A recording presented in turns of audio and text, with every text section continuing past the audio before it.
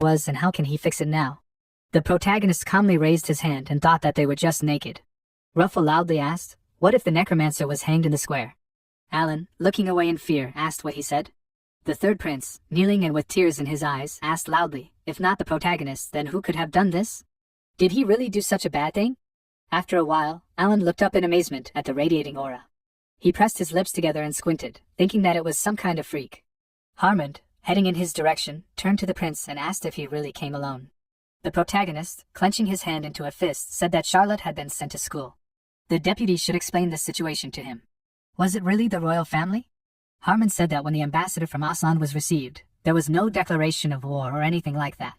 They also checked the garrison and said that there was not a single eyewitness. The deputy asked tensely, wasn't this the protagonist's doing? Alan covered his eyes with his hands and asked loudly, what are they all saying? He asked with a serious expression, looking forward, could this have been done by Aslan? Harmond asked sternly, looking down, was it really to create a pretext for war? The protagonist tensely agreed with him, and said that judging by what his brother the ambassador said was really angry. After all, there is no reason to call for an internal split before the war. If this was not His Highness and Aslan's doing. Alan wondered, does that mean a third party intervened? The protagonist looked in amazement at the stream of black dust flying forward. He looked to the side and wondered, why all of a sudden? Alan turned to the side and thought that this was different from the previous smell. It really was the smell of death. Nisus said that he was very scared. Harmon turned to the prince and asked if everything was okay. Nisus looked at the protagonist and said that it meant he could see him. So this is an angel? Alan sternly looked towards the streams of darkness. He quickly fired a beam of energy from his musket. The deputy asked in surprise, what is he doing?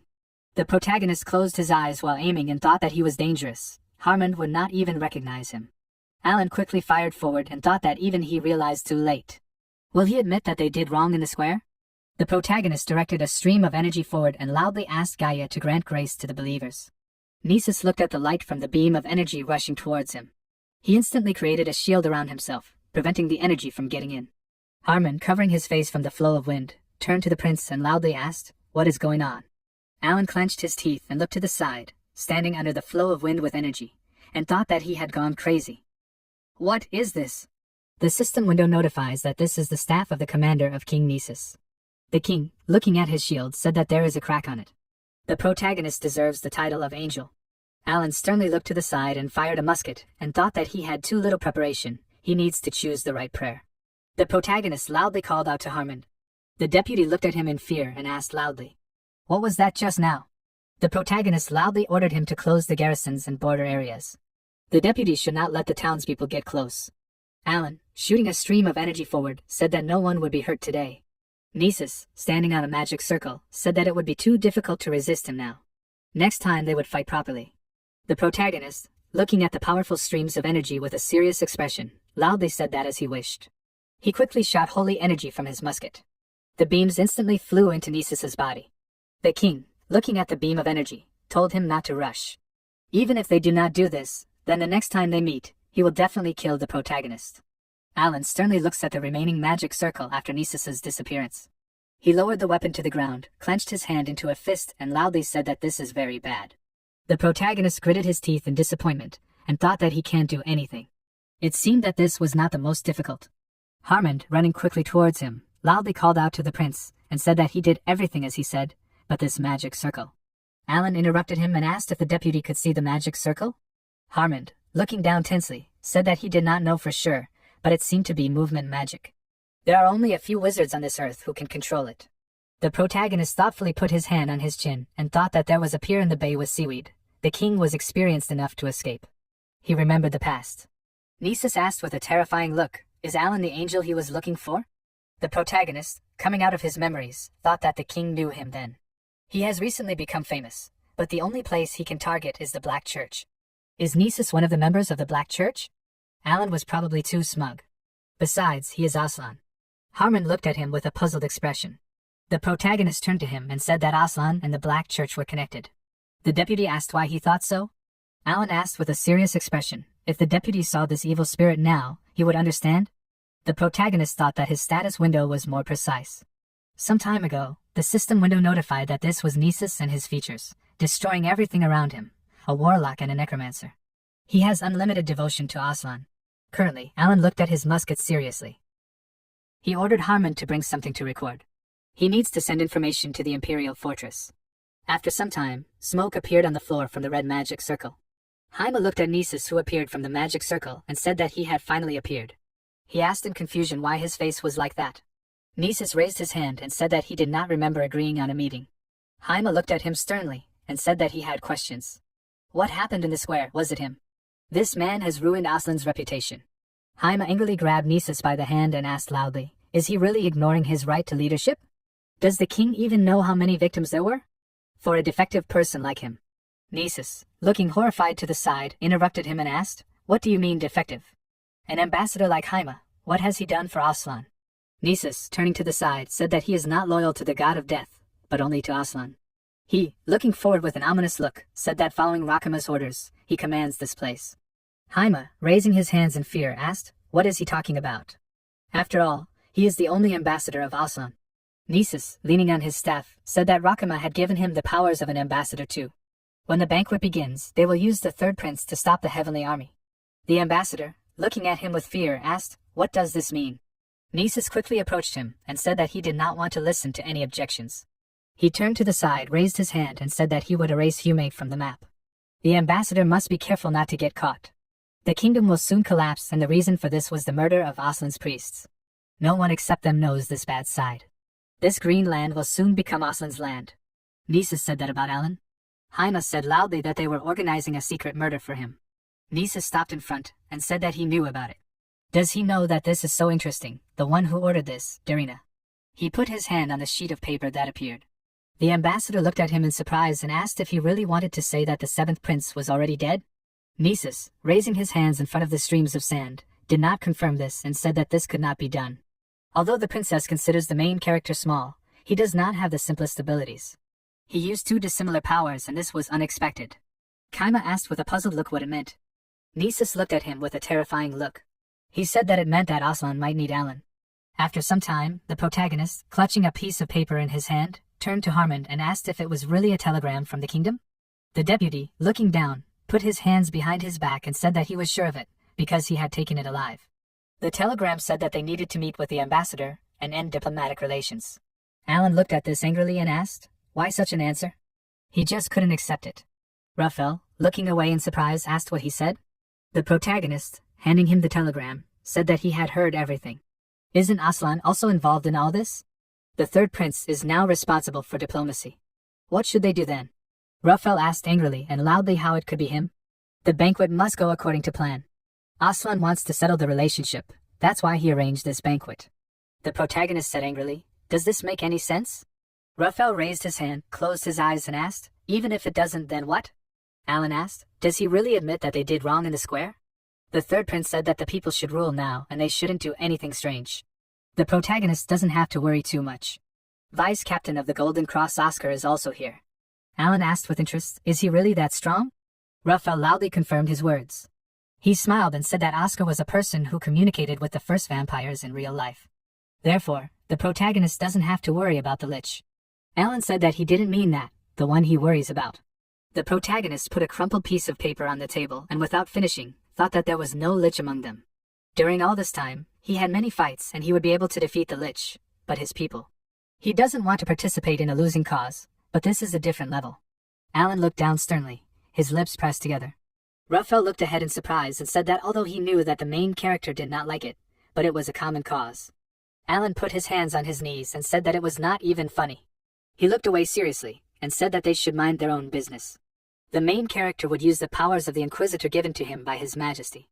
Raphael looked away in fear and loudly addressed him by name, and said that he had already told him. Alan turned to Harmon and he agreed with him. The main character ordered him to place an army on the border with Aslan right now. Raphael asked with a terrifying look what he had just said. He looked angrily towards his brother who was leaving and loudly called out to Alan. The main character calmly said that if he had any difficulties, he could ask Juan and Hilda for help. They were on his side after all.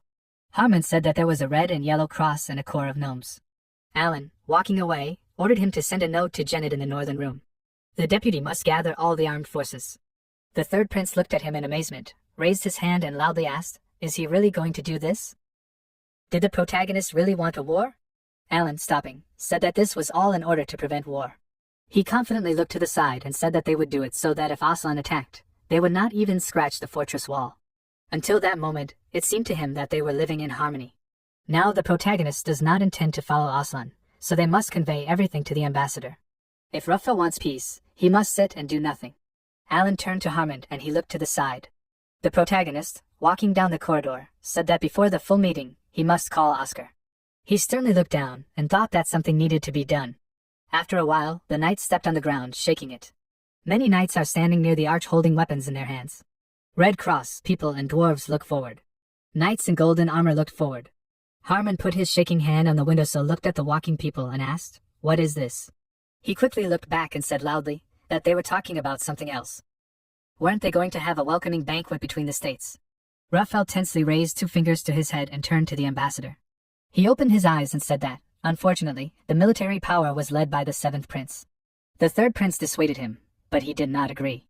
Jaime looked down in fear and thought that this was the 7th prince, Alan. He has many different titles and the ambassador thought that this was exaggerated. Can the main character even lead an army? Jaime, squeezing the windowsill with his hand, thought that then their plans. Raphael extended his hand forward and addressed the ambassador by name without giving him time to think. He asked if they would return the banquet. Jaime tensely turned to the side and said loudly that this was not possible. He put his hand on his chest and asked for forgiveness, and said that he was a little angry. Raphael, squeezing his hand into a fist, agreed with him.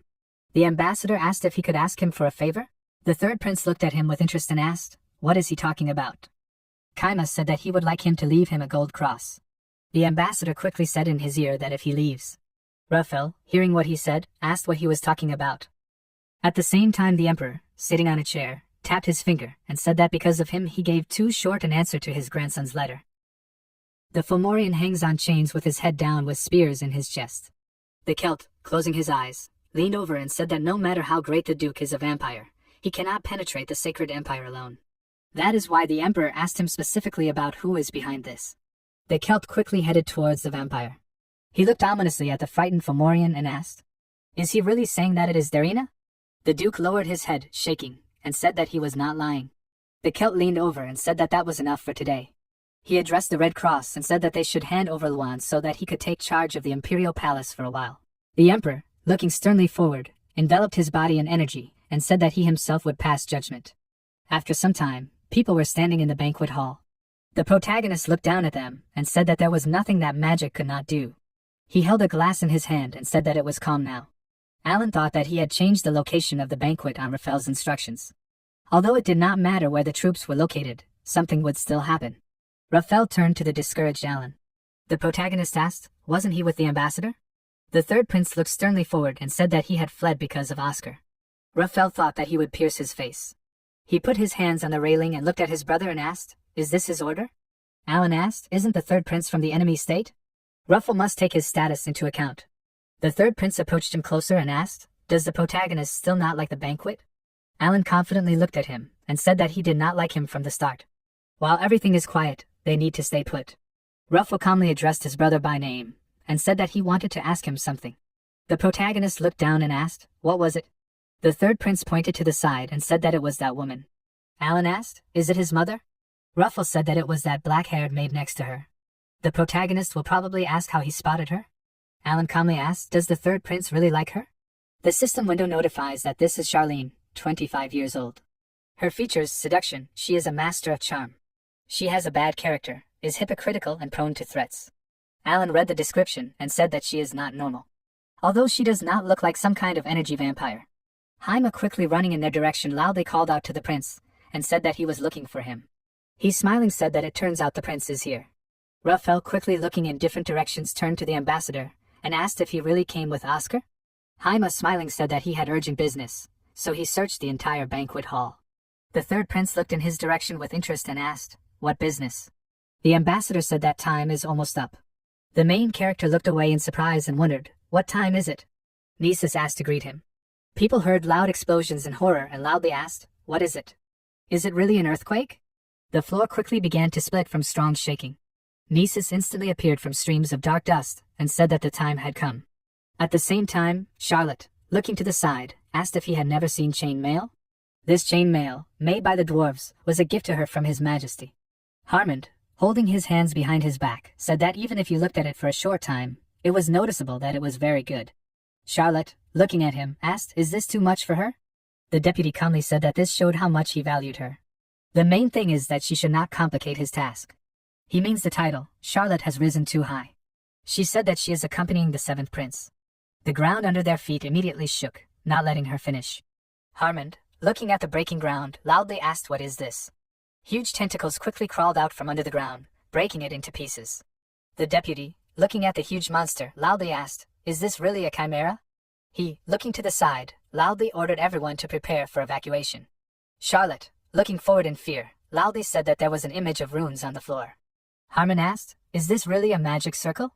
Charlotte quickly cut the chimera's tentacles and said that there were too many of them. The deputy tensely attacked the eagle and said that they had a banquet so that everyone would be in one place. They looked at each other and said that the seventh prince was right. Charlotte swung her sword with a serious expression, cutting the monster, and asked what their plan was. Harmond, attacking the second monster, told her not to worry. The first thing they should do is evacuate Yun Jimin. Charlotte sternly looked at the stones flying up and the energy streams. They quickly looked at the huge monsters that appeared.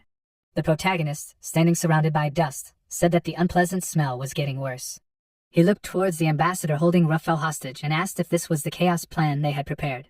Alan called out loudly to the ambassador, waiting for an answer. Haima smiled and brought the knife to the third prince's neck and said that everything was right. It was all for Aslan. The protagonist quickly turned to the side and asked how Raphael let them catch him so easily. Haima loudly told him not to move if he wanted to save the third prince. Alan sternly looked forward and said that he would only ask one thing. If the ambassador took him, would he leave the others alone? Haima asked what he was saying. The protagonist asked, "Those whom the ambassador captured, he knows that they are traitors, right?" Raphael looked at him quickly and asked loudly, "Are he and his mother traitors?" Alan calmly told him not to talk to him like that. The protagonist also heard what Oscar said. The third prince said that this is how Fomer confessed to everything. The protagonist said that it is better for him to tell only the truth now. Haima, with a smile on his face holding a knife in front of his neck, Raphael said that be that as it may, the status of a prince has its own value. Alan said that after all this, whether he is a traitor or someone else, it is already their problem. The ambassador, from what they showed at the banquet, did he see the thing that shows the image? This thing is now recording. Who would have thought that Aslan would now declare war? Haima gave them proof.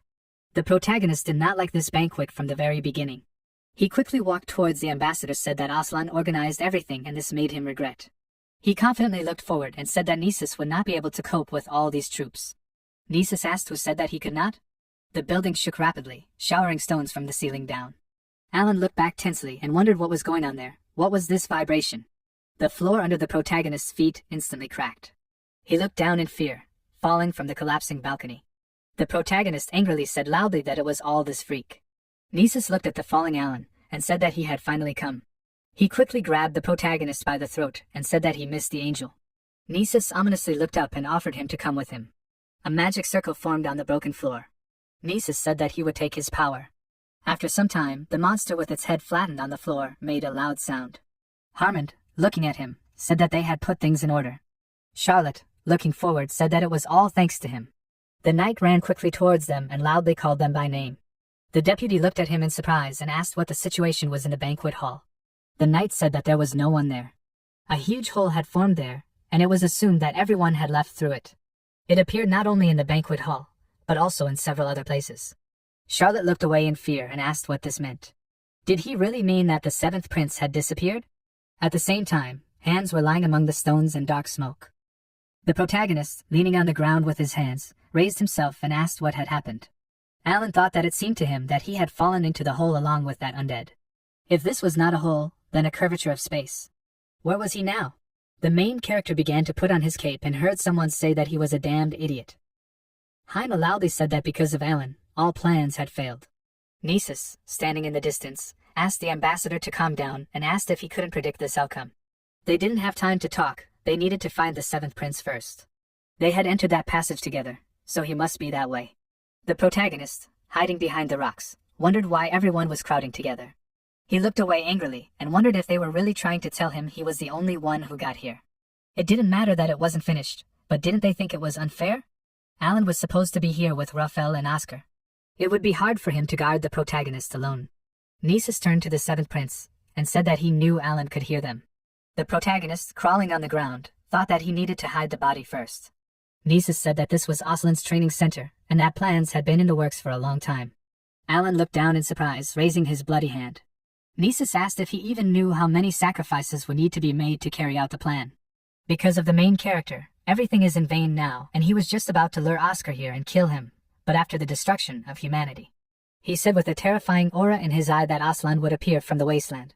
His plan was ruined by Alan, wasn't it? Nisus, walking back, said that he would torture him and kill him. He looked at the ambassador and said that he would take everything from the main character. A powerful stream of energy quickly hit Haim's shoulder. The ambassador looked in surprise at the blood flowing down from a huge wound.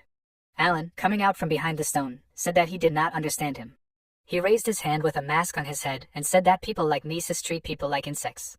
Why does he always blame others? The main character, enveloping his body in energy, picked up the book, holding a weapon in his hand. He quickly created a circle of energy under himself, opened the book and asked, did he really say that he would kill everyone? A powerful stream of water headed forward. Alan, calling the dead, loudly said for Nisus to try. Many risen monsters headed towards the enemies. Nisus, looking away in fear, said that this could not be. Is he really saying that the one who uses holy power has a relic of the Necromancer King? How dare Alan use it so calmly? The protagonist said that he is a whole army. He is the heir of Gaia. The monsters, enveloped in energy, quickly run forward with the intention of attacking. Nisus, looking at them, said that, in addition, they are bad undead. He quickly raised his staff up, enveloping it in red energy. Alan thought that he had very great power. Nisus sent a stream of bright energy forward, killing the dead. The protagonist asked, after the vampire, there will be a lich next? Alan, enveloping the dead with light energy, said loudly that he would destroy him. The system window notifies that this is a sacred night. Nisus, looking at the dead running at great speed and fear, said that the power and ego of this undead are very strong. He instantly created an energy shield around himself. Nisus, looking at the splitting shield, said that he had failed. This means that the main character can be the one Aslan needs. He was powerful. This power is not for Aslan, it is the power of destruction.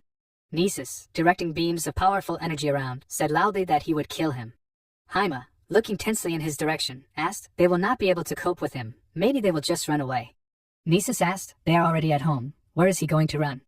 The ambassador, looking with fear at the staff directed towards him, asked what will they both do? He is already wounded. Nisus asked, why does he not have a plan? He, looking to the side with a terrifying look, extended the staff shrouded in energy forward and asked the ambassador to give him his life. Haima, with an incomprehensible look, raised his hand and asked, what is he talking about? Nisus said that they are doing this for Aslan. Does the ambassador really regret his life? He loudly ordered Haima to prove his loyalty to Aslan. The ambassador must give all his soul and magic, and prove to Alan that they are stronger. The protagonist standing behind the dead said that he did not hear. Does Nisus really think that he can stop him with a few weak souls? He is arrogant even at such a moment. Nisus looked at the blood stain in the holy water. Alan said that he will try it. The skeleton's hands quickly rose from under the water, covering the legs of the protagonist. Alan with many hands said that Nisus should show him this power of Aslan. He stretched out his hand to the side and directed the bones from his body into the portals that opened in the air. The protagonist instantly appeared in front of Nisus and laughed. Haima looked up with tears in his eyes and called Alan trash. The protagonist looked forward and raised his muskets, holding them with his appeared hands. The ambassador looking at the bright light said that Nisus really thought that he could stop him. Alan quickly fired beams of energy from his weapons. A powerful explosion thundered at the place where the opponent stood, illuminating the space around. Nisus with a red aura in his eye looks at the flying rays. He quickly placed a shield around himself, throwing back the energy flows to the sides. Nisus wondered what was going on here. He knew that this was something unusual, but how could two different forces have such power? He held the staff with a shaking hand and said that he would kill him using his power. Alan was the one who became a danger to Aslan. The protagonist sternly looked forward and asked what Nisus could do. The king quickly pointed the staff to the side and said that he would give up his soul. Today he will show the protagonist that he was wrong. Even if Nisus dies today, Alan will kill Rackham. So, the angel must fall asleep with him. He looked forward with a terrifying look, holding the staff radiating energy in his hand. The protagonist looks at the energy emanating from Nisus. He wondered how many souls had fallen victim to him. Alan was not pleased to admit it. He said that for his ability alone, Nisus could call him the Reaper of Death. The king with energy instead of a face said that because of the protagonist, their plan had failed. In the end, Aslan had appropriated everything for himself. Alan would be the one to control death. Nisus quickly swung his staff, leaving a trail of energy. The lightning from his blow instantly struck the bodies of the dead. The spirit of Nisus quickly struck the protagonist. Alan turned to the messenger and asked him to stop saying such things. Nisus looked away and asked what he was saying. The protagonist instantly grabbed his hand and asked if he really had so much energy that he couldn't even say a word. How could Nisus control his death? It was already in Alan's hands and he would show him everything. The messenger lowered his staff with a terrifying look and asked if he was still challenging him. He raised his finger and asked if this was all a lie. It can't be. If the protagonist drags out this, he will win. A person can do so much, but his body limits him. Nisus will never get tired. The dead looked at the messenger in surprise. Nisus looked forward with a puzzled expression when he heard someone call out to him. Alan looked at him and said that the messenger was too sinful to just die. The protagonist has a special necromancer method especially for him. He quickly created a shovel covered in light energy. The bones of the dead began to fly towards the side of the weapon. Nisus asked what he was going to do. He looked forward and loudly ordered him to stop. Alan grinned maliciously and said that this was a way to subjugate any creature. Nisus would not be able to die and would serve him. The protagonist quickly hit the collected bones with his fist. A huge stream of bones headed towards the messenger. The bones instantly hit the enemy's shield. Alan smiled and extended his hand to the side, looking forward. He looks through the light with a confident grin. The protagonist said that Nisus would not be able to control anyone's death, let alone his own. A stream of energy hit Nisus, breaking his shield into pieces. Alan said that this was great arrogance. After a while, Charlotte said that it was time to take the prince away from here. Harmon loudly asked everyone to calm down and said that the protagonist could not be connected with them. Charlotte, looking at the hole in the floor, loudly said that they could not just stand. The knight, quickly running towards them, loudly addressed the master and said that he was here. The deputy looked at him sternly and asked loudly, "What is going on?" The knight said loudly, "Aslan's military is attacking." They ran quickly to the side with tense faces and said loudly, "This is very bad." Harmon said loudly, "This is the plan for chaos. After this disorder, they are also being attacked." He understood everything. They wanted to take the princess hostage, but everything did not go as planned. Charlotte, looking terrified, ran forward at great speed and said loudly, "This is brave." Harmon said loudly, "He is coming and the gates need to be opened." Have they really opened everything already? The deputy, running towards the knights, asked loudly, "How are things? Why are they all standing here?" The knights addressed him by status and said that they were told to open the gates and wait. Harmon, looking incomprehensible, quickly looking forward and asked loudly, "Who ordered this?" A bright light emanating from the gate blinded the people standing. The deputy, opening his eyes in surprise, said loudly, "This is that light. This cannot be, it really is him. His Highness has arrived in Humit." The Celt stands surrounded by light waves. He quickly enveloped the opponent's bodies with lightning, lifting them up. The Emperor swung his hammer, striking the ground, and powerful streams of lightning quickly threw people aside. He stood among the dark clouds of smoke and sighed. The assistant of the Black Church said loudly that this was this monster. He quickly headed towards the Emperor with the intention of attacking and loudly said that he should stop interfering with him and die.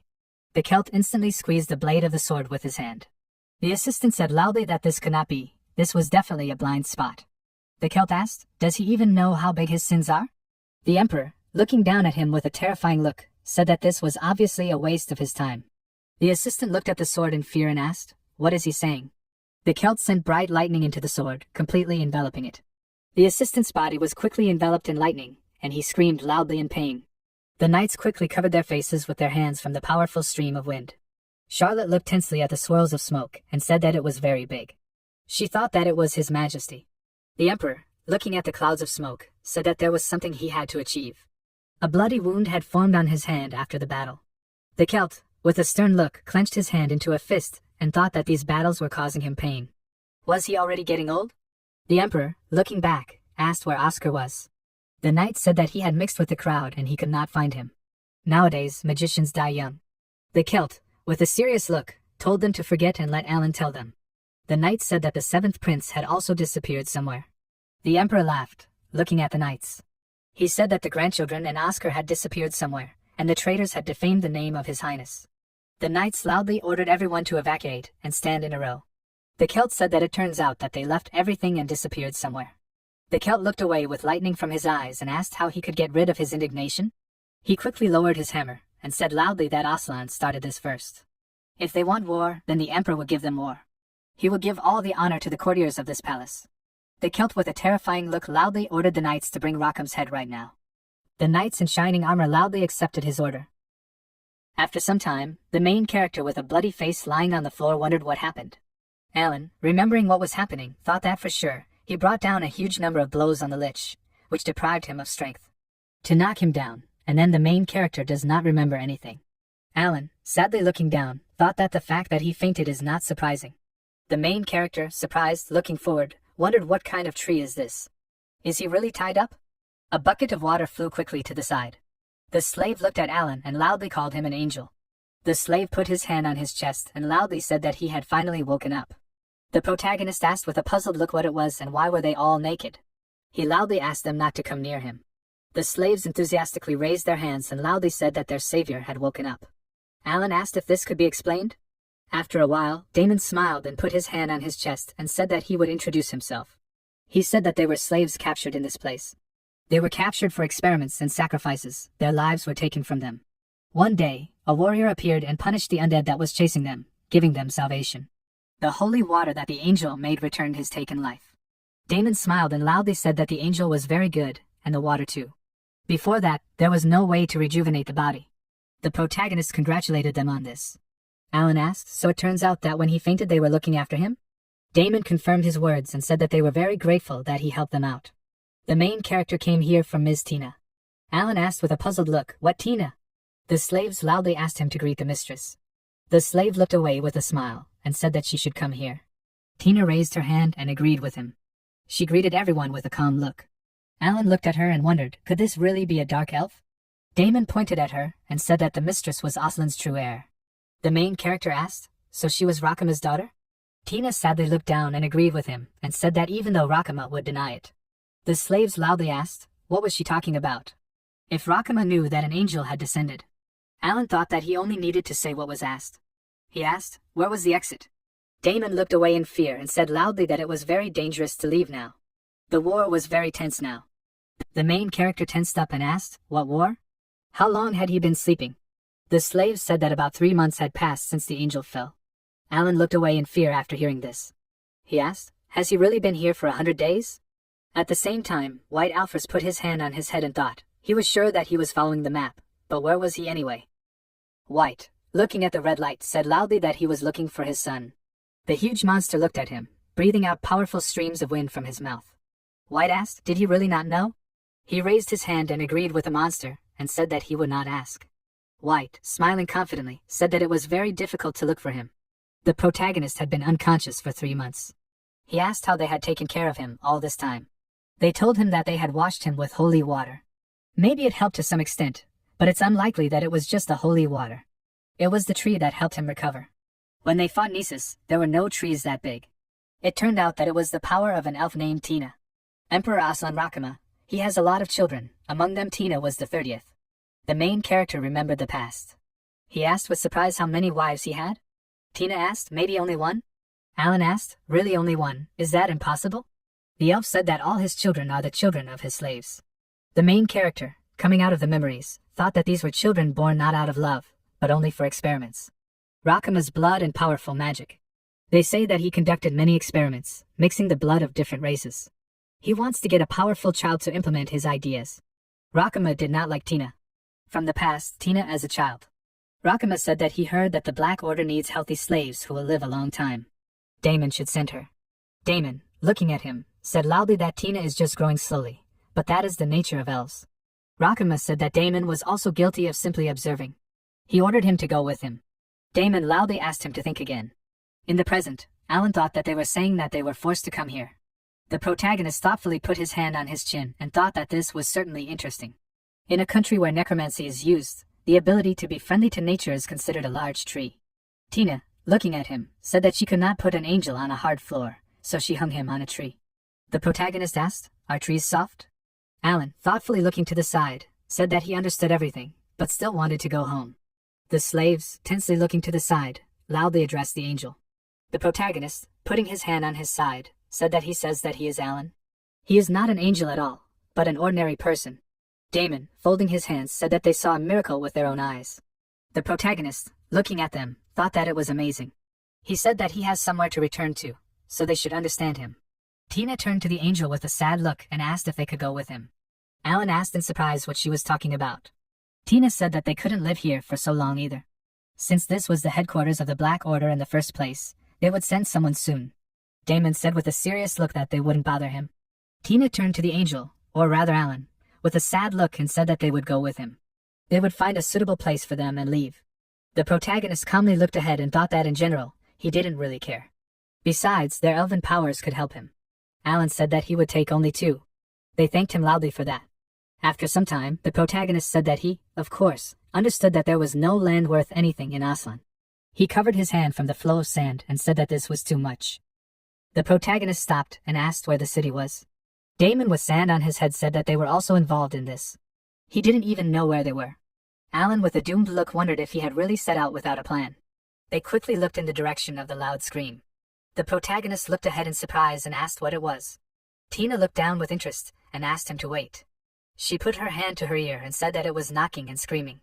The sound of an orc's roar, and it seemed that an orc and merchants were fighting somewhere nearby. Alan sadly looked away and said that then they would go in the same direction. Damon loudly asked if he was serious. What would happen if they got caught? He clenched his hands into fists and said loudly that this was an angel's plan to save people in trouble. The protagonist looked ahead with irritation and said that it would be better if he went alone. Wouldn't he have to hitchhike? Damon asked what kind of word was that.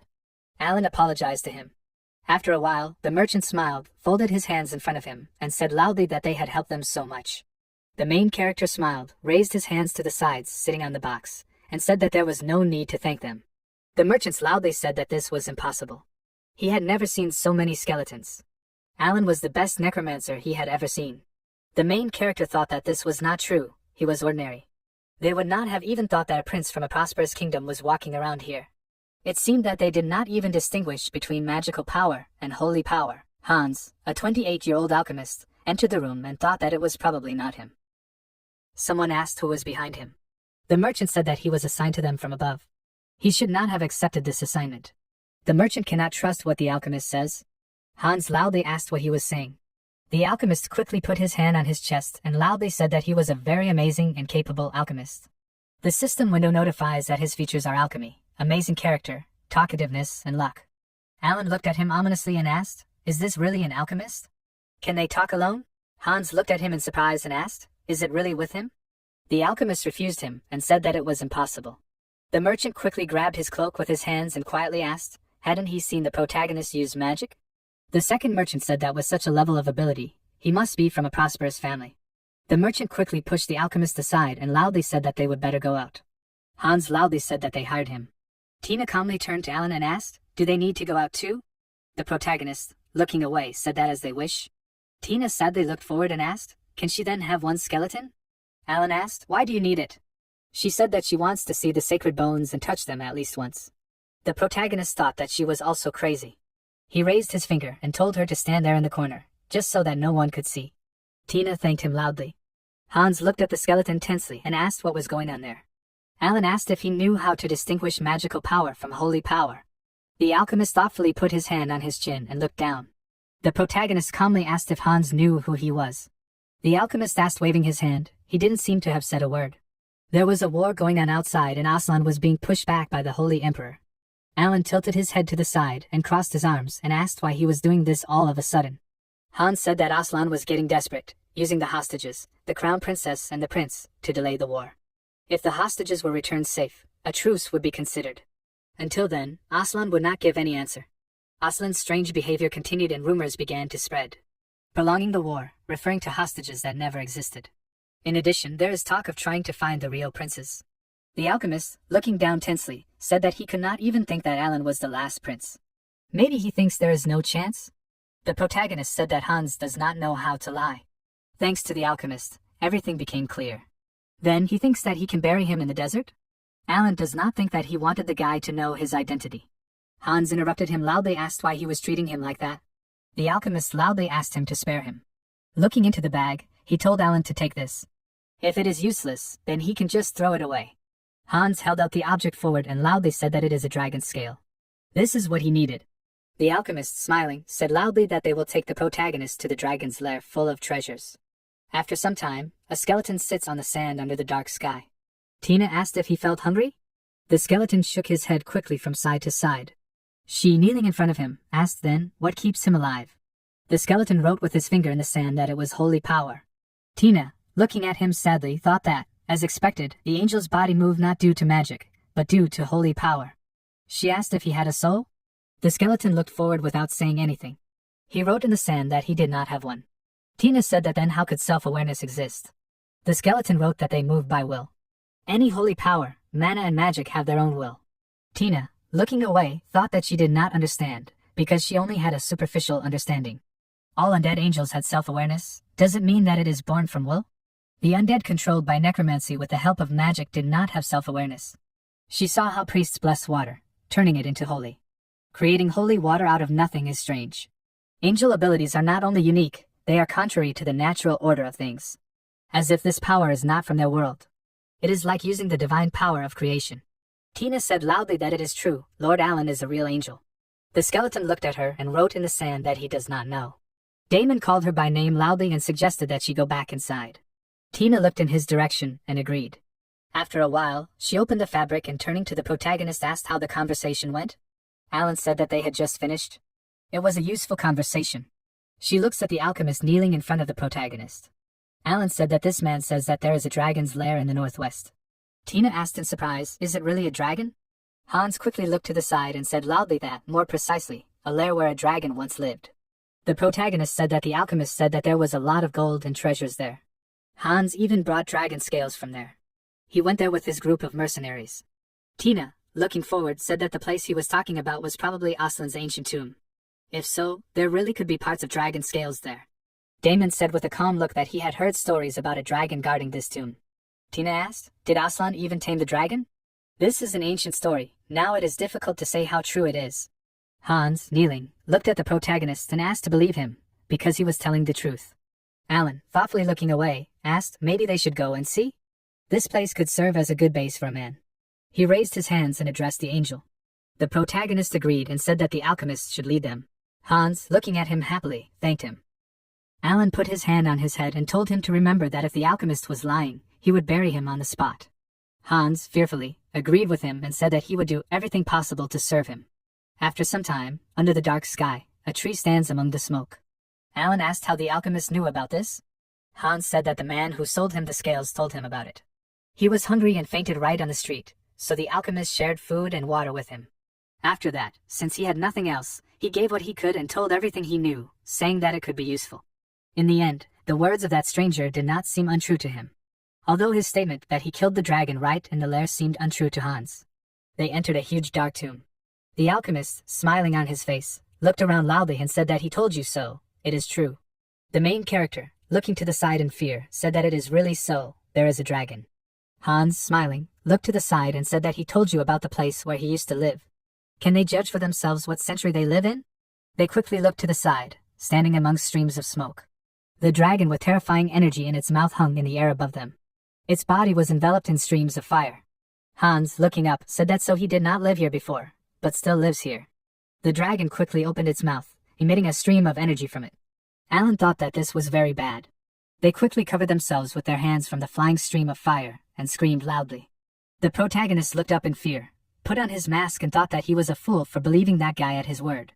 Alan quickly extended his hand forward. The skeleton's hand instantly stopped the flying fire. A powerful explosion threw people aside with its vortices of wind. Damon, sliding along the ground, made a loud sound of fear. Hans, lying face down on the ground, asked if he was really alive. The protagonist loudly asked if everything was okay. Damon raised his hand and asked what was going on. He turned to Tina and asked if everything was okay.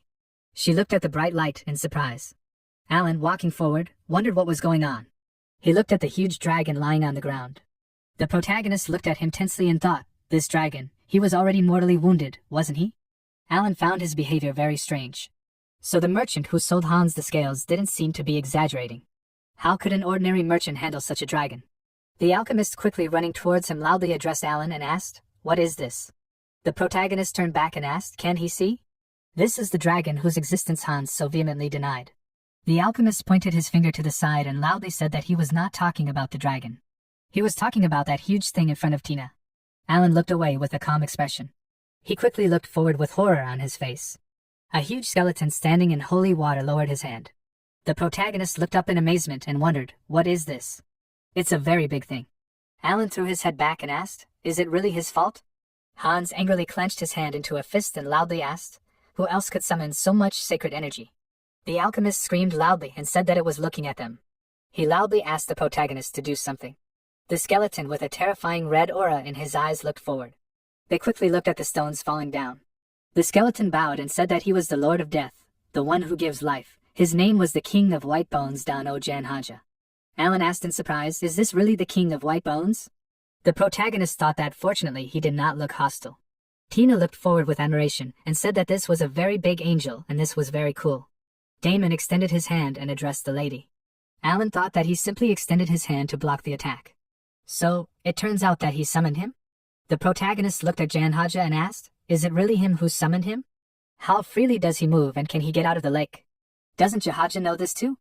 Alan extended his hand to the side and said that they would figure it out as we go. The king quickly extended his huge hand forward. He instantly grabbed the body of the dragon lying on the floor. The people screamed loudly and said that he could at least warn. Janhaja dipped the dragon's body into the lake. Tina, looking into the water, said that it was hard to even imagine killing such a huge dragon in one go, even seeing it with her own eyes. The protagonist, clenching his fist, thought that it was not easy. The alchemist said loudly that it was very surprising. Alan asked what was going on there. Hans pointed to the side and said that it was the passage that the dragon blocked.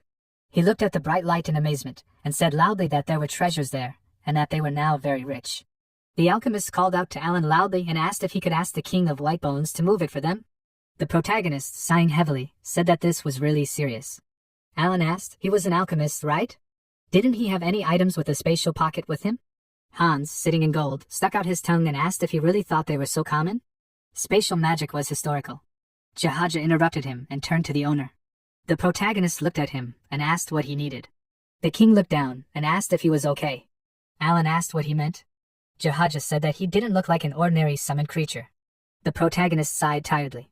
The king said that he would need a huge amount of holy energy to support him. Alan, falling down, thought that the guy should have been told that right away. People loudly called out his name. After a while, the man loudly asked what was going on. They should report the situation to him. The assistant standing by the electromagnetic ball loudly said that the machine had broken down. It seemed to be in overload. The assistant, looking at the machine with emitting lightning and fear, loudly said that it had caught fire. The man looked angrily in his direction and loudly asked, "Didn't he check it well? What is he going to do about it?" First, the assistant must pull the people out. They looked forward in amazement. People, looking at the protagonist enveloped in energy, asked what this was. People were being sucked in there, and they needed to be pulled out faster. After a while, Alan opened his eyes with a tired look. He was sitting tied up with the alchemist and wondered if he had fainted again. This was happening too often lately. Every time he came to, he was tied up somewhere. The protagonist asked if anyone could explain what was going on. Hans smiled and clenched his fists, and said loudly that he had finally woken up. Why did Alan keep losing consciousness? It had been 10 whole days already. The protagonist looked away angrily and asked if this was probably how bears felt during hibernation. Alan thought that he had simply summoned him, and now this had happened. Was Janhaja even useful? Tina looked away with admiration and said that after investigating, they found out that there was no food or water there. So they hired mercenaries to go to the nearest city. Hans looked back smiling and said that it turned out that there was a fairly large city nearby. This is the most famous slave market on the continent, the city of Yebelum. At the same time, Rahama said that it was impossible to imagine that after declaring war, they were forced to beg for mercy. He sat on the sofa and asked if the army sent to Humid was completely blocked by the Celt. The assistant lowered his head and confirmed his words and said that it was so. Rahama called them fools and asked what about the princes. The assistant said tensely that they really were in the distortion.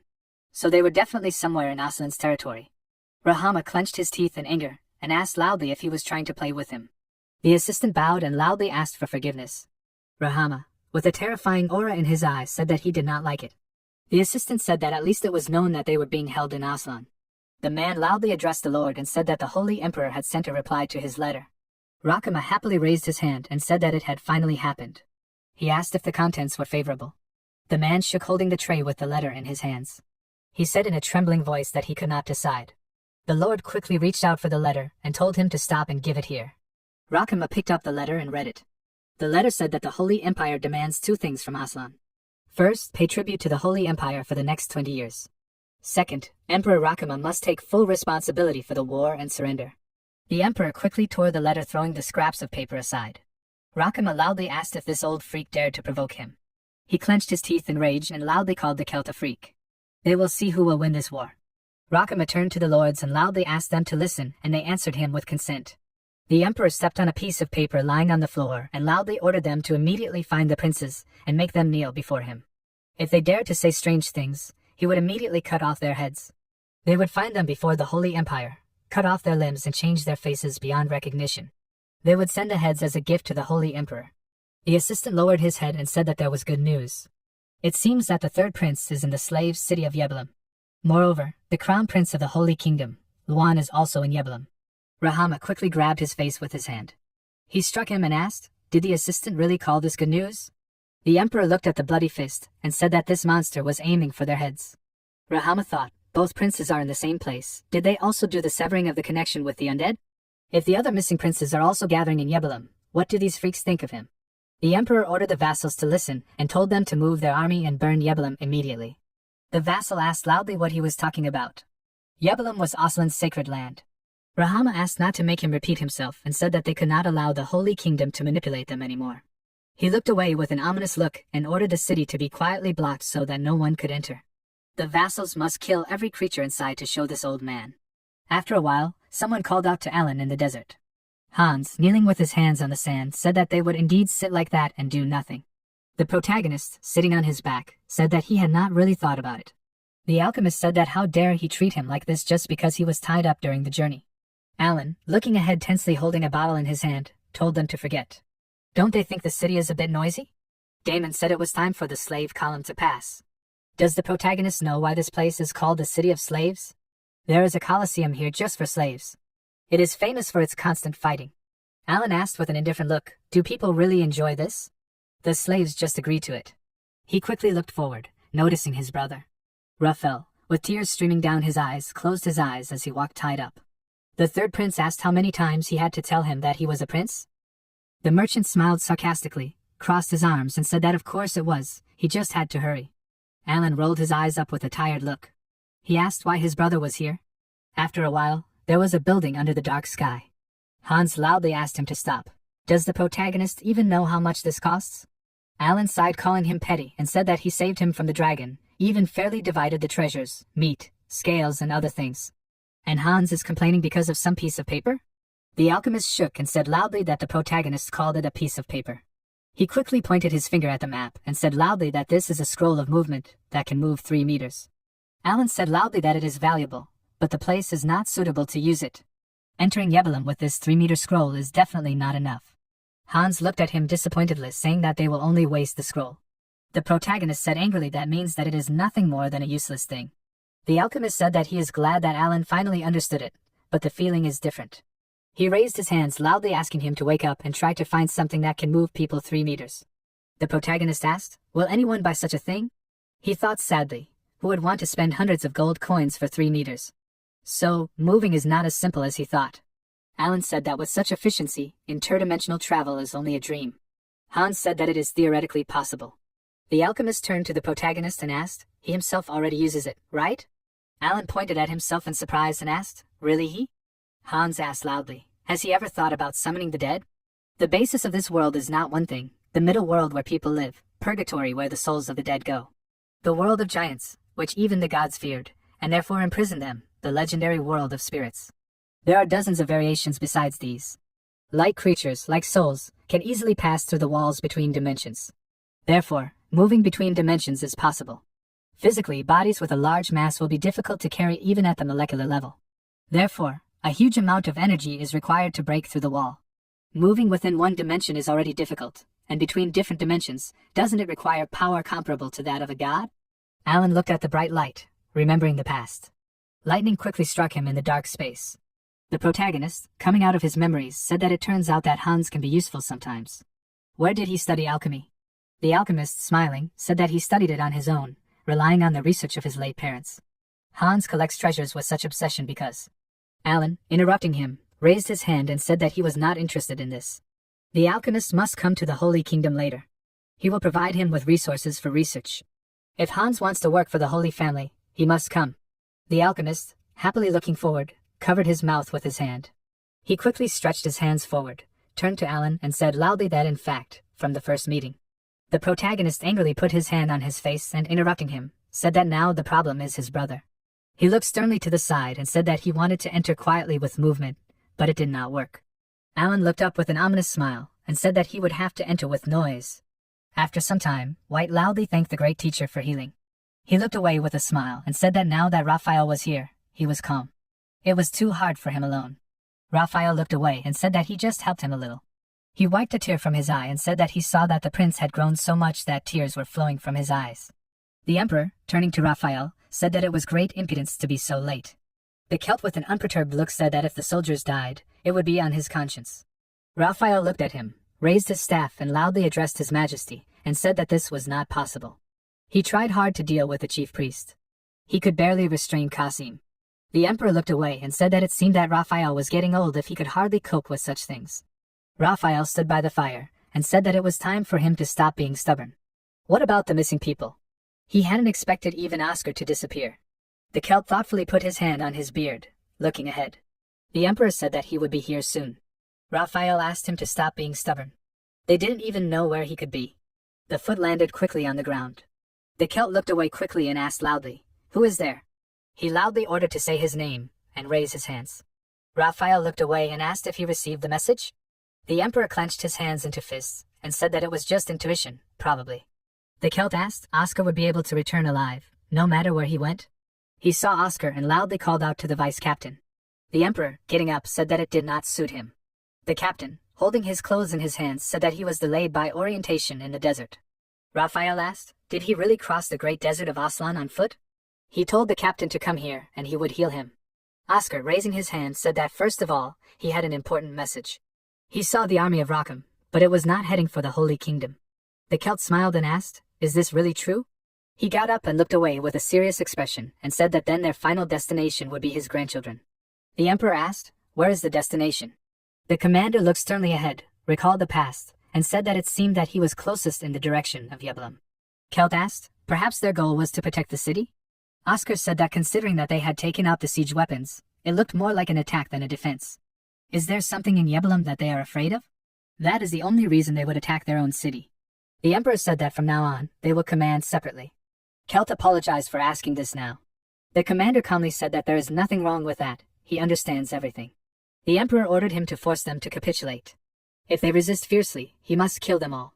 Oscar lowered his head and said that his order will be carried out. Raphael calmly looked away and said that in that case, there will be more patience. Celt, looking away, thought that the prince is definitely behind this, but still, the scale is too big. There must be something else, and it is definitely in Yeblam. After a while, White looked at the piece of paper in his hand with a smile and asked, this shouldn't have happened, right? The piece of paper had a picture of Raphael and said that he was a slave who had won 9 victories. White asked, was this really the Raphael he knew? When did he grow so big? He smiled and squeezed the bundle in his hand and thought that he was lucky to have run into a traveler in the desert and meet the third prince in Yeblam.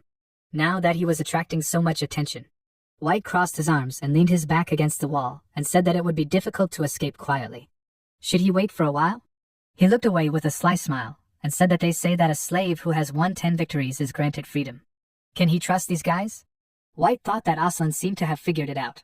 Lately, he had been moving in the open and the identity of the third prince must have been revealed by now. Aslan's assistants asked if he was really going to look at it like that. White confidently looked forward, squeezed his shoulder with his hand and said that in that case he would go straight ahead. The Necromancer quickly sent the skeletons forward. The skeleton dogs jumped forward with great speed with the intention of attacking. White struck the dead man with his hand. He looked forward in fear while being near the explosion. At the same time, the guard holding a spear in his hand asked what kind of noise that was. His comrade looked to the side and asked, did it seem to be coming from the residential area? The guard looked to the side and asked, who the hell are they? Are they really travelers? The protagonist, smiling, said that they had business in the fortress. The guard asked, are they really the Lord's guests? Alan disagreed with him and said that they came here to see his brother. He was a slave now. The guard smiled in confusion and asked, what is he talking about? It seems that this guy is completely out of his mind. The protagonist, smiling loudly, said that he may look suspicious, but he has quite a high status. He is none other than the 7th prince of the Holy Royal Family, Alan. The guard asked how could one pretend to be from an enemy state. He quickly pointed his finger at the protagonist and said that he had chosen the wrong excuse to pretend to be a buffoon. Alan said calmly that he had told the truth. The guard lowered his weapon and offered to simply sell them. They were already starting to irritate him. Alan grinned maliciously and asked if they had really decided to go against the royal family. They should allow him to show them a special show as an apology. The guard grinned and asked if he had already gotten scared. The protagonist extended his hand with radiating energy and asked if they had ever heard of magic. In his village, they called it that. Some time ago, Hans said loudly and smiling that there really was an underground tunnel here. It was a very rare thing. Alan looked at the old object in surprise. Tina called out to him loudly and told him not to touch it. It protects this place, and he could awaken it with his actions. This is Aslan's method of destroying invaders. The protagonist touched the object with his fingers and asked, "Is that how it is?" He looked ominously to the side and said that everything was clear now. In the present, the protagonist asked the guards to concentrate. Do they happen to see anything behind him? The guard looked to the side in surprise and said that there was no one else here. Alan smiled and raised his hands to the side and said that was right, it was empty. He quickly slapped his palms together. The protagonist asked, "Then who was standing behind them?" A huge corpse appeared behind the guard. He looked fearfully towards the corpse breathing on him. Alan smiled and put his hands behind his back and said loudly that this was magic that created something out of nothing. He smiled sarcastically and looked to the side and said that he had recently received a fresh army of mummies. His comrades loudly asked him to stop and asked if he had really done this. Hans raised his hand to the side and said that first there were skeletons, and now mummies. The protagonist directed the energy from his hand and said that he had enough of joking. The system window notified him that a skill was being activated. The rows had been temporarily enhanced, the equipment had also been enhanced, and a dispersion skill had appeared. Alan quickly shot a huge stream of energy forward. The protagonist said that it would be better for them to leave. He looked back among the streams of smoke and asked how long they would be standing there. They looked forward in fear and said loudly that they were already leaving. The guard looked forward in surprise and asked loudly, could this really be the creature from the rumors? So many undead against countless holy bullets. The guard quickly headed to the side and loudly ordered that Rayam be informed of this immediately. The guards must tell him that the angel from the rumors had appeared. At the same time, Raphael looked away with a tired expression, his hands tied with a rope. He asked in surprise, could this really be Alan? He thought to himself while sitting on the floor behind the bars that this could not be. The protagonist had no need to save the traitor. Alan must have traveled through time too. I wonder if he's okay? He should have seen the third prince's debut at the Colosseum. Raphael confidently closed his eyes and clenched his hand into a fist. The guard asked loudly, is there really an angel there? So those weren't rumors? The third prince asked with tears in his eyes, what are they talking about? He loudly asked them to get him out of here. How many times does he have to repeat that he's not a slave? The guard looked at him and asked, what is that noise? His comrade pointed to the bars and loudly said that's him. The slave that Lord Rahama ordered to be brought. Raphael looked at them fearfully, sitting on his knees, and asked, what are they talking about? The guard said that he was a strong fighter, but there was nothing to be done. He loudly said that he would deal with the rest of the slaves himself. The guard must see to it that he is taken to the imperial palace. He quickly grabbed the third prince's hands and loudly ordered him to follow him. Raphael loudly asked him to wait and asked, what are they going to do with him? Where are they taking him? A powerful beam of energy quickly struck above their heads, throwing stones from the ceiling down. The stone instantly fell on the guard's head, causing him to scream loudly in pain. The protagonist asked if his brother was hurt. The third prince looked at the light coming from above in surprise. Alan said that he had come to save him. Raphael stood up and looked up crying. He saw the protagonist in the moonlight and loudly called out to his brother. Alan said that he could let him go up and the third prince thanked him for that. The undead looked at him in surprise while sitting on top. Raphael asked if the protagonist had really made a friend. After a while, Tina loudly ordered everyone to flee Yebelum. Damon, looking to the side in fear, bent down under the running dead and loudly thanked her. She, quickly running to the side, turned to Alan and loudly said that they had freed all the slaves. Tina, looking to the side in surprise, loudly said that they also needed to leave. He's fine, but he doesn't look very good, does he? Raphael, hanging on the mummy's shoulder, said that this was very bad. The protagonist looked sternly forward, pointed back with his finger, and said that he was always like this, she could ignore him. Alan thought that judging by the sounds, the mummies were holding up well. He said that they also needed to leave Yebelum. White loudly ordered him to stop. The blade enveloped in energy quickly pierced the ground near the protagonist. White asked, is he the one controlling the mummies? He had heard of the holy undead, but he didn't think that they really existed. This is very surprising. Alan looked back with disdain and wondered, who the hell is this? White stood under the streams of wind and said that with such a small team, he not only broke through all the soldiers, but also reached the fortress. Is the protagonist the same angel from the rumors? It is also called the weapon of the Holy Kingdom. He smiled and pulled the blade to his hand with energy, and said that it seemed that his father had created something strange again. The system window notifies that his characteristics: strong body, superhuman strength, good combat skills, holy disposition, and specialized light magic. Special note: looking for his son. White asked him to say at least something. He pointed the blade forward and said that if the protagonist continues like this, he will not be able to tell whether he is an enemy or an ally. White instantly brought the weapon shrouded in energy to Alan's neck. Tina, frightened, loudly called out to the protagonist by status. White tensely looked to the side, thought that it was Alan who controlled those mummies. He feels a powerful holy power from him. It seems that he did not intend to harm Raphael, he asked. Is the protagonist a knight of the Holy Kingdom? Alan grinned maliciously and asked, does he really think so? The protagonist quickly raised his hand and looked back. White tilted his head to the side in surprise, looking at him, and asked, is it really Alan? The protagonist said with a calm expression that his father had found out faster than he thought. After a while, Rahama said that the fortress was quite noisy. He looked sternly ahead while sitting on his horse and asked what was going on there. The assistant said, holding the reins in his hands, said that according to the messenger's words, the fortress of Yeblum was under attack. The emperor looked away with a terrifying look and thought that White had finally taken action. He must have already established contact with the third prince. The assistant asked in surprise what he was talking about. One of his comrades turned to the emperor and said that they had a message. Rahama looked ahead and ordered him to speak. The assistant said loudly that the army of the Holy Kingdom was moving here. The emperor, with an ominous aura in his eyes, asked, was it really not to the capital? The assistant confirmed and said that there could be no mistake. Rahama looked sternly away and thought that it meant that the old Celt was on the trail. He looked at the escorts and said that they must prevent the crown prince from meeting with the forces of the Holy Kingdom. Rakama loudly ordered to surround the city with the troops of the lords and capture everyone alive. The assistant loudly agreed with him. The emperor, moving forward, said that in case of resistance they can use force, and he will go to Yeblum. The assistant loudly asked, is he really going to go alone? Rakama, having created the undead, did not agree with the assistant, and said that his children and Hasa Shin would be with him. He looked away in horror and said that although they can kill the crown prince, the emperor thought that this time they will defeat the Holy Kingdom. After a while, the knights hold bows in their hands, pointing the arrow upward. They quickly shot arrows shrouded in fire and loudly said that everyone should go forward. Raphael looks down in surprise, opening his eyes. He, bound by the hand of the mummy, asked, why is this guy so angry? The protagonist, looking back, said that if the third prince woke up, he should go down. White loudly exclaimed the name of his son. He closed his eyes and said that Raphael slept very well on the mummy. The third prince asked in surprise, is this really father? White asked loudly, they haven't seen each other for a long time. Did he fight well? Raphael asked, what is father doing here? Hans put his hand on his chin and said loudly that no matter how you look at it, it really is him. Was White here too? It was thanks to him that the alchemist also survived. He loudly thanked him for that. Alan calmly looked at his father and thought that this was the biological father of the real owner of the body. Even when his wife, Elisha, was killed, and his child was on the verge of death because of the curse, he did not appear in the imperial palace. This man can hardly be called a good father. Alan, looking at his father with irritation, asked, where was he all this time? White, smiling, said that he was looking for someone. The protagonist thought that this was written in the status window. Which son exactly are we talking about? It is definitely not he and his brother, because they disappeared quite recently. Behind them, a powerful explosion instantly thundered, illuminating the space around.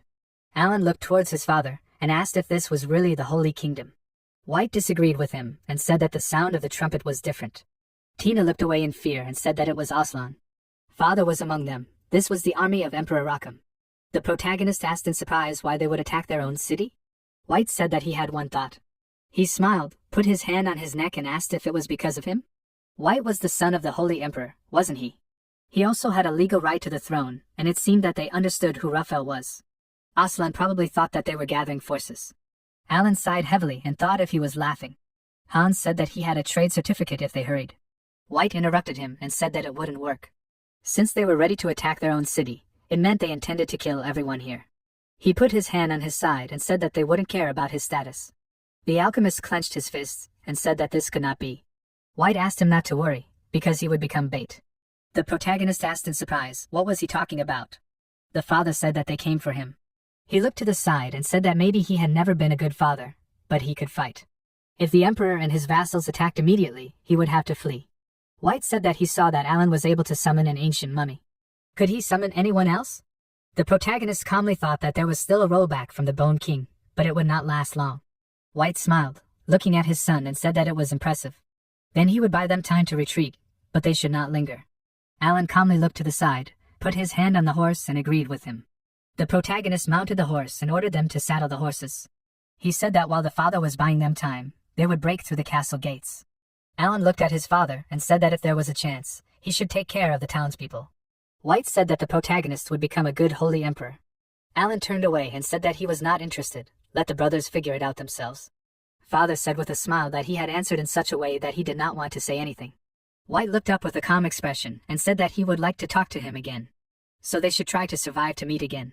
The protagonist looked back and agreed with him. They quickly galloped forward, leaving behind them streams of air. Alan thought that a father always remains a father. The comrades loudly called out the protagonist's name. Alan said that he knew everything, they should stop rushing him. The comrades said that it was not that, there was something approaching. The protagonist looked away in fear, holding the reins in his hand.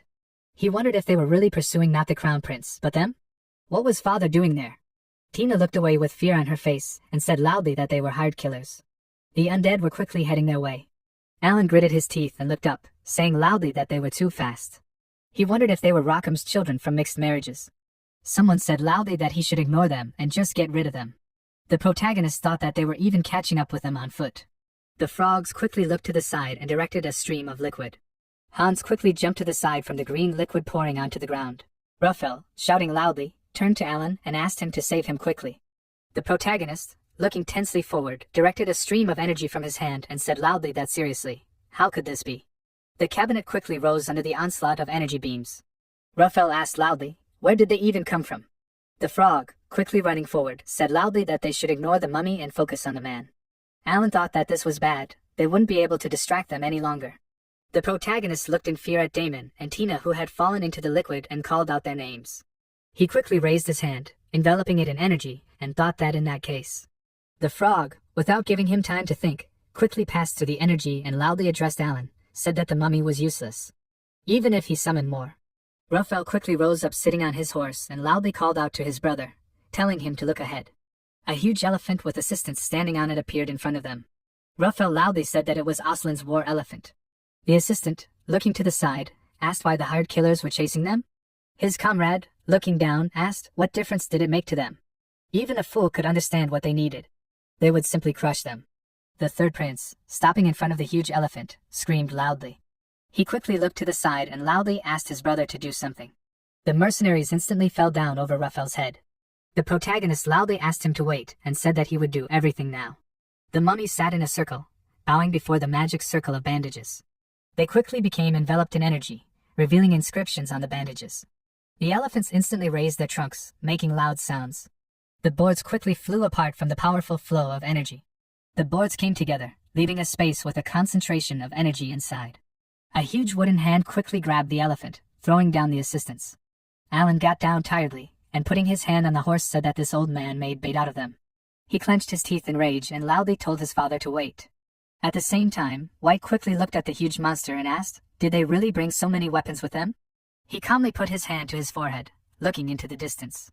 White sternly looked down and thought that it seemed that this time Aslan was serious. It was obvious that it would be difficult to cope with only children. He wanted to first resolve urgent matters and then join them, but he would not have thought that Alan was capable of such a thing. Were these 11 years without a father really so hard? As a father, he did nothing at all for them. After a while, White, holding a bloody weapon in his hand, said that it was sad. He looked away when he heard his name being called. The old man said that he had heard that White was missing, but apparently that was not true. Why was he causing trouble in someone else's land? White, smiling, looked away and asked, and what was he doing? The old man was acting very impudently. He was Aslan's former hero, after all. White, looking at him, asked, had the wounds inflicted by his father healed yet? The old man said that the emperor had said that he would definitely kill the prince this time. White, smiling, asked, was that really true? Then why didn't he come here himself? He was horrified and thought that this could not be. A bright light in the distance illuminated the sky, creating powerful streams of smoke. The assistant, standing up, looked at the dark smoke without saying anything. The lord, kneeling down, lowered his head and turning to his majesty, said that they had found the crown prince. He was in the center of Yebelem. Rackham asked, does this mean that this golem was not created by White? Are there really two monsters here? The emperor ordered the lord to tell the vassals to detain the crown prince. The assistant quickly raised his weapon and said that he would deal with that monster himself. After some time, the comrades looked in surprise at the stones hovering above them. They asked, "What is this?" Alan, looking down tiredly, sighed heavily and said that it was a Goliath Cyclops. They say that it guards Aslan's tomb along with the mummies. The protagonist thought that its weakness was that it was activated only after a certain number of mummies died. The situation was critical, so there was no choice. A beam of red energy flew forward, wounding Alan's shoulder. He quickly turned to the side with rage, gritting his teeth. The comrades loudly called out to the protagonist and said that the assassins were advancing.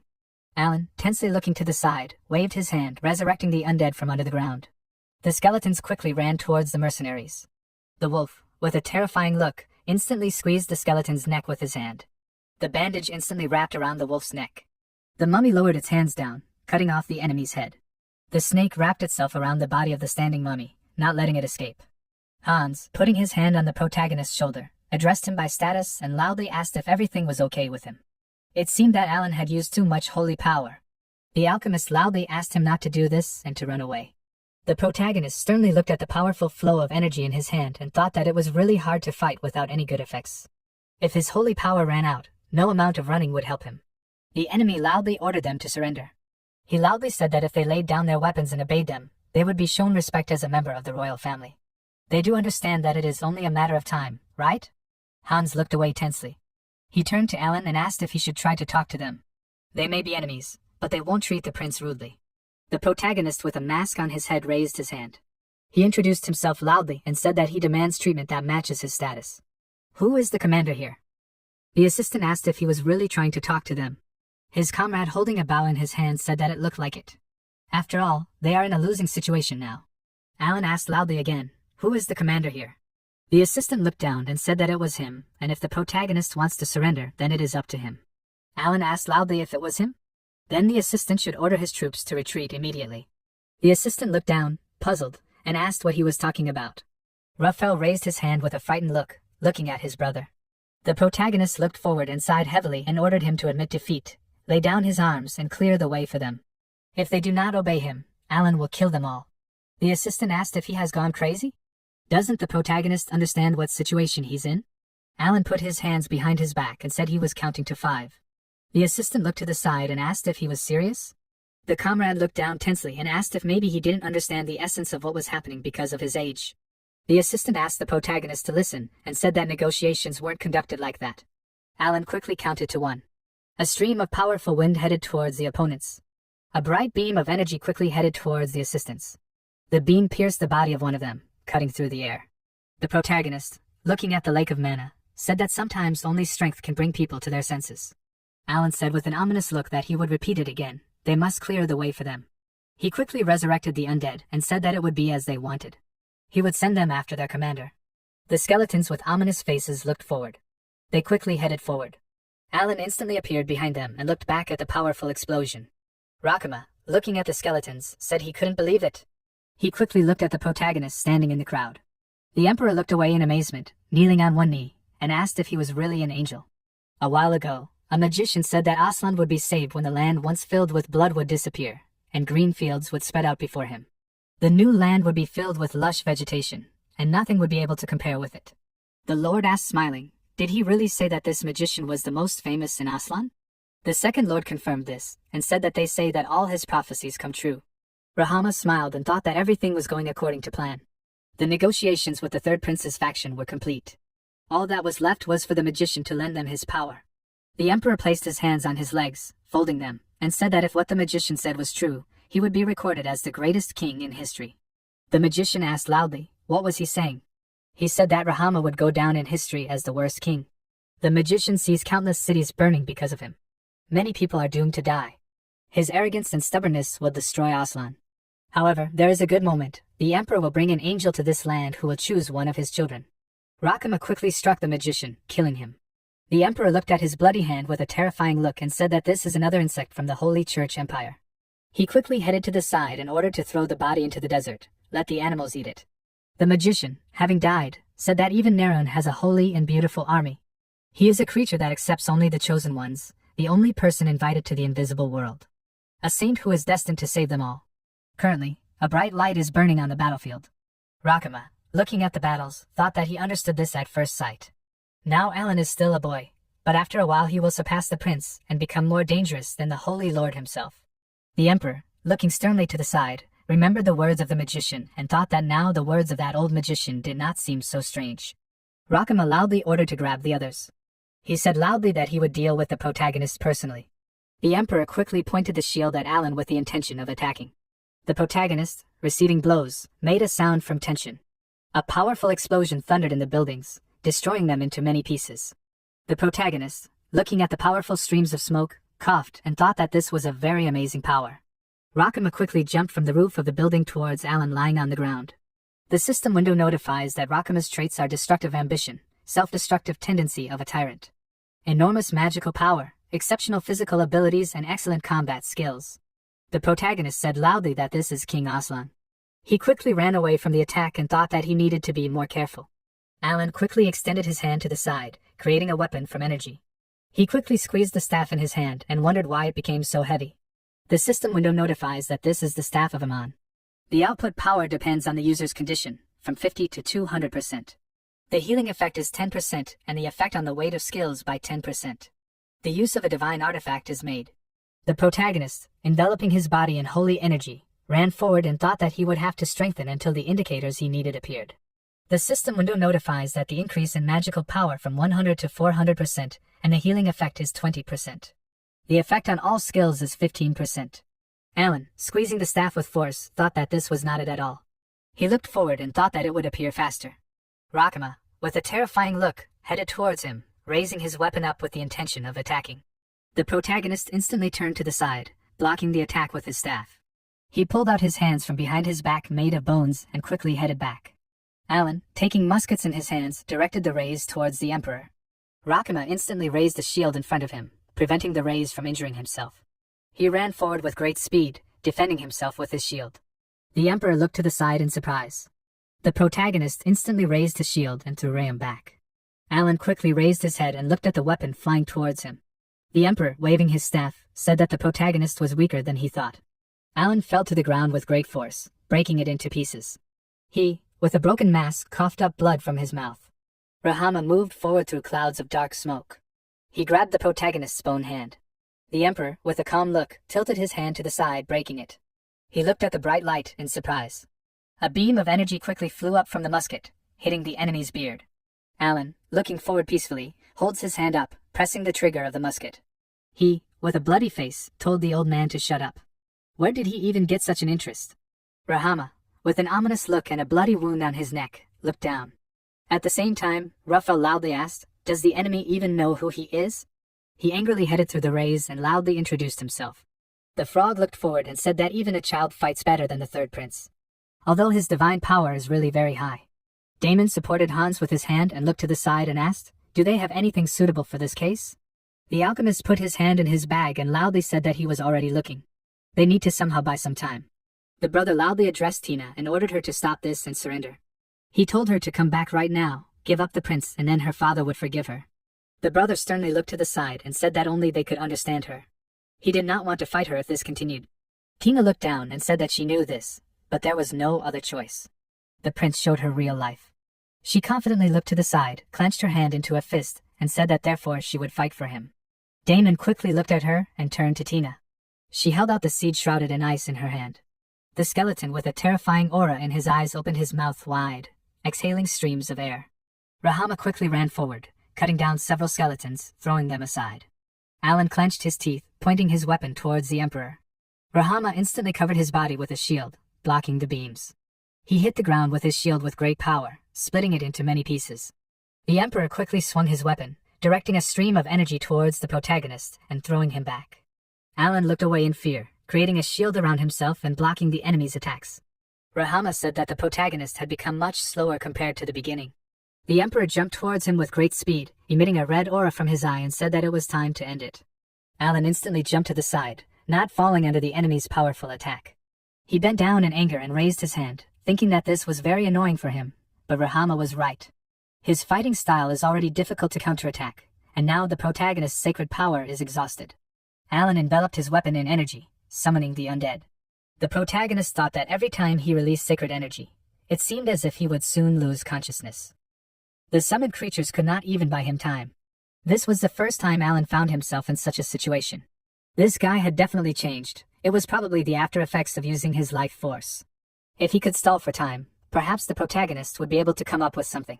Rakama turned to the deity's apostles and loudly ordered them to make sacrifices. Alan quickly looked away with a frightened look. Bright red streams of aura emitted around. The protagonist gritted his teeth and looked at the monster that appeared behind him and wondered, what kind of freak is this? Is he really absorbing the life force of others? What should he do? Just stalling for time would no longer work. Alan quickly pushed off the ground, destroying it into pieces. The Emperor headed after him at great speed, leaving behind a stream of red energy. The protagonist stared tensely at the enemy's weapon in front of his face. A powerful stream of energy flew past Rakam's head. He turned back with a puzzled look. The Emperor asked, first the undead, and now Alan is summoning trees? The protagonist, wrapped in a tree trunk, looks forward in surprise. The world tree Yggdrasil asked if he could hear its voice. The children say they want to protect it. At the same time, clouds of dark smoke engulf the city. Hans said that he used a smoke bomb in a hurry to have more time.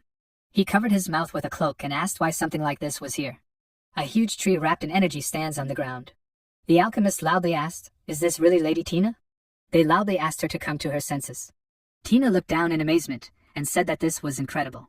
Yggdrasil said that this was a dark elf who summoned a spirit instead of a high elf. Did she really use mana and sacred power at the same time? It seems that this person caused a change in Tina. Mana and sacred power can be combined. To see it with their own eyes. Tina, kneeling in front of the tree, interrupted him and asked for forgiveness. She thought that what she took out was just the seed of a tree grown in a hideout of the Black Order. Tina just wanted to repay Alan for all his kindness. Analyzing the principles of Hans Warp, the protagonist summoned creatures. She uses all the knowledge she has. She tried to summon a spirit using the seed as a medium. Yggdrasil said that he forgot to introduce himself. He is the world tree that maintains the balance of the world. Tina, looking at the light in amazement, loudly exclaimed his name. She thought that this was the Tree of Life, which in ancient times united all the worlds and linked them into one. This is the name of the world tree located in the center of the world. Tina stretched out her hands forward and said that the books say that Yggdrasil is a huge tree that exists in the spiritual world. Yggdrasil said that if we use their expressions, this state is more like the state of an inanimate being. Even for him, breaking through the dimensional wall is not an easy task. Tina put her hand on her chest with a puzzled look and asked, "So it was she who summoned the world tree?" Yggdrasil did not confirm this, and said that she did not do it. He came of his own free will out of curiosity, because someone summoned these children from another dimension. Tina wanted to summon these children, right? She spread her arms out to the sides and looked at the drops of falling water, and said that it was so. Yggdrasil said that he felt the emotions with which she called them. However, he cannot take away life. Tina instantly found herself among the sand with traces left on it. A huge tree root quickly moved forward. It crawled underground and created streams of water. Sparkling plants instantly sprouted from the ground. Yggdrasil said that he could grant it to her since he couldn't stay in this form for long. So his help ends here. Now she can go do what she really wants. Tina looked at the bright flying balls with admiration and said that what she wanted to do had already been decided long ago. The protagonist looks at Rahama standing in front of him. Yggdrasil greeted him and said loudly that he would help. Alan looked up in confusion and asked what this was. Yggdrasil said loudly that they were friends of their contractor, so they would help. The protagonist looked at his hand wrapped in energy in surprise and thought that his body was being restored. Rahama looked at the energy emanating from the tree with a confused look. Yggdrasil said that this useless land would now change its appearance, and the green fields would open up. It would turn into a place greener and brighter than any other.